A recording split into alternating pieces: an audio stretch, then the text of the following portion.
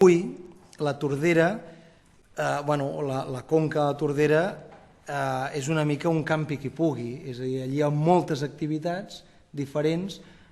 fins i tot algunes o no tenen llicència o se sospita o en algun moment s'ha denunciat que no tenen llicència, per tant, si en tenen com si no són moltes, no està endreçat i llavors anem aprovant actuacions així una mica com a bolets, com són aquestes, que algunes són benvingudes, és a dir, l'arranjament del... És a dir, totes aquestes 4 línies de la ruta de la Tordera són molt benvingudes, com ara ho serà segurament el pas soterrat, segurament a l'hora de fer el pas de la C35 també implicarà un arranjament d'una part d'aquesta conca i segurament també serà benvingut, però entenem que urgeix ja perquè fa molt de temps i van apareixent actuacions endreçar els usos i fer un pla general